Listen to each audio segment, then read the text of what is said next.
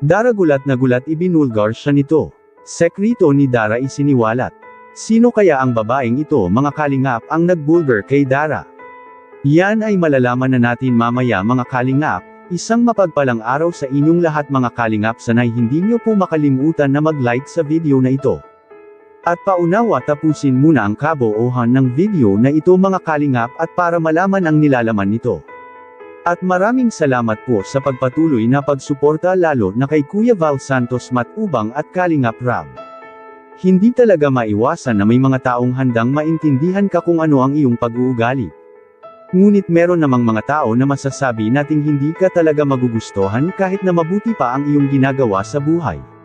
Katulad na lang kay Dara mga kalingap na alam nating lahat na si Dara ay nagsilbing magulang na sa kanyang bunsong kapatid na si Bea. Mga kalingap, dahil sa ang kanilang ama na kamakailan lang umuwi ito sa kanila ay ngayon umalis na naman ito sa kanilang bahay.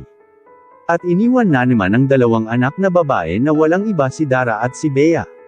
Malaki ang nagbago sa pamumuhay nila Dara ngayon mga kalingap dahil sa tulong ni Kalingap Rab.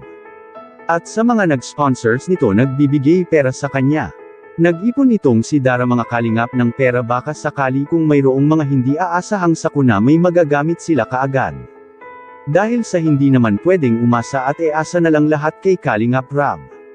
Dahil sa may kalayuan rin ang diet mula doon sa bahay nila Dara mga kalingap.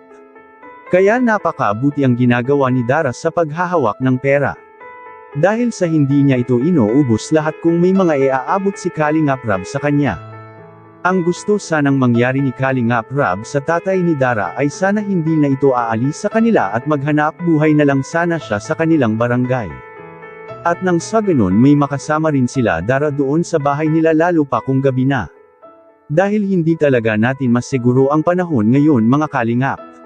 Lalo pa at nasa masukal ang bahay nila, at nakilala na si Dara doon na may pera ito at patuloy pa din itong tinutulungan nila Kalingap Rab. Katunayan yan ay si Dara na nga ang nagsilbing breadwinner sa kanilang pamilya dahil inamin rin ni Dara sa nakaraang vlog niya ay sa kanya anya tatakbo ang mga kamag-anak niya kung sakaling may mga problema ito, lalo na sa pagkain at pera. Sa kabilang dako naman mga kalingap Dara ibinulgar ng isang babae makikita po natin sa video.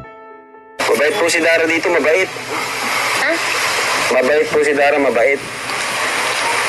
May minsan po, may sumpong yan. Hindi ka niimikan. Tatikit mo ng loob ko. Manap, baka na si Dara. Nili, ganyan na ang, ano nila, ang kamugtakan. Para akong dain na ako pinapansin na sakit ang loob ko. Ay, Nahayaan ko na lang.